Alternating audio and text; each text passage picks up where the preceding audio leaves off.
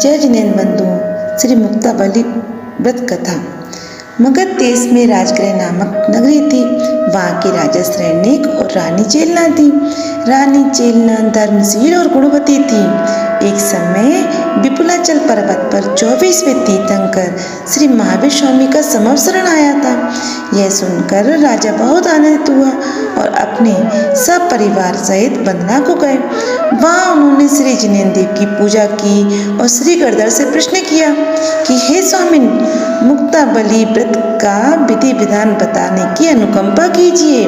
श्री गौतम गणधर ने उत्तर दिया कि जम्बूद्वीप के भरत क्षेत्र की पूर्व दिशा में अंग नाम का एक देश है, जिसे आज हम बिहार के नाम से जानते हैं, जिसमें अति सुंदर चंपापुर नामक नगरी है। इस नगर में सोम शर्मा नामक ब्राह्मण निवास करते थे। उनके गृह में एक लड़की थी जो यौवन के मद से भरपूर थी। उस लड़की ने एक दिन नग्न दिगंबर साधु को देखा और दुर्वचन का प्रयोग किया तथा मन में घृणा भाव किया, जिसके पास से वह आयु को पूर्ण होकर मरकर नरक गई और वहां उसने विभिन्न दुख सहे।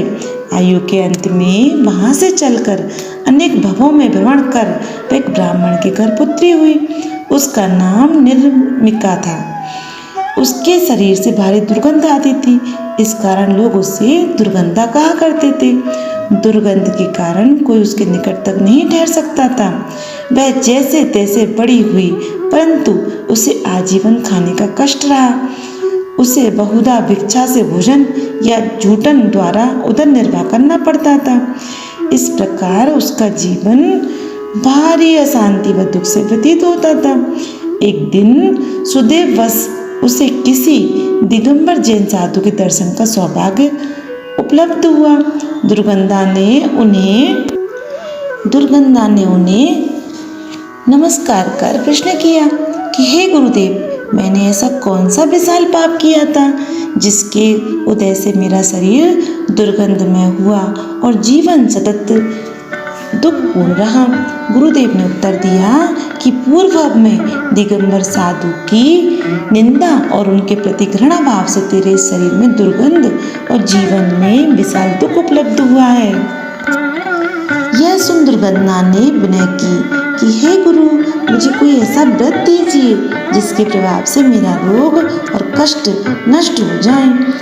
उत्तर में गुरुदेव ने कहा कि तू मुक्ताबली व्रत स्वीकार कर, जिससे तेरा रोग और दुख दोनों दूर हो जाएंगे तथा तुझे इष्ट संपत्ति का लाभ होगा।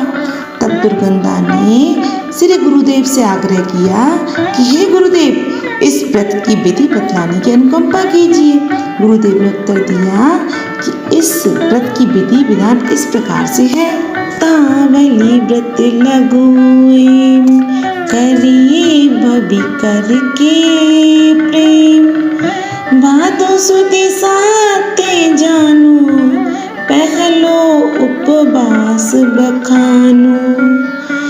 असोज कृष्ण छठी तेरस उजियारी करिए 11, कार्तिक बदी 12 नाम सुद तीज रु 11 ठाम। मगसिर बदी 11 जानो प्रोषद सुद तीज ठानो। नव नव प्रतिवर्ष गहीजे प्रोषद 81 कीजे। पूरी नव वर्ष मंझारे जुतशील करहु नर नारी।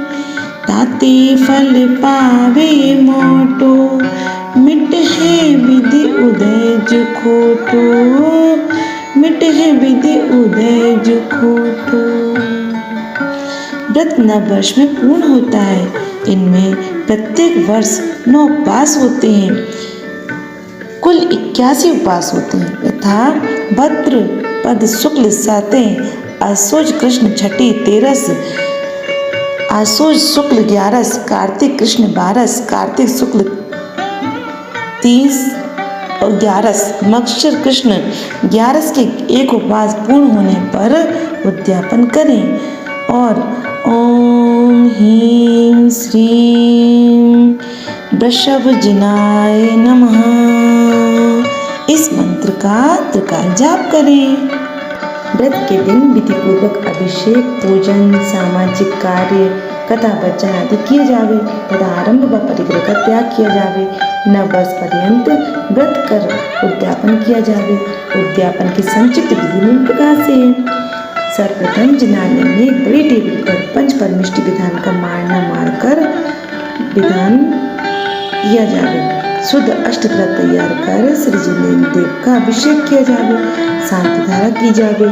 फिर दैनिक पूजा करने के बाद श्री पंच परमिष्टि विधान किया जावे। पश्चात विधि पूर्वक हवन भी किया जावे। अंत में इस व्रत की जाप कर 108 आहुतियाँ देकर एक श्रीफल व सूत की माला चढ़ाकर मंत्र पूर्वक व्रत छोड़ा जावे।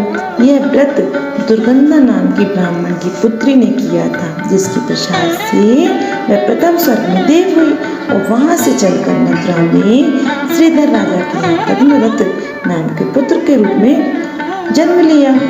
बांसुपुर स्वामी के समम शरण में दीक्षा लेकर उनका गर्दर हुआ तथा जिसने कर्मनाश कर मोक्ष को पाया था। इति श्री मुक्तावली व्रत कथा। जय जिनेन्द्र।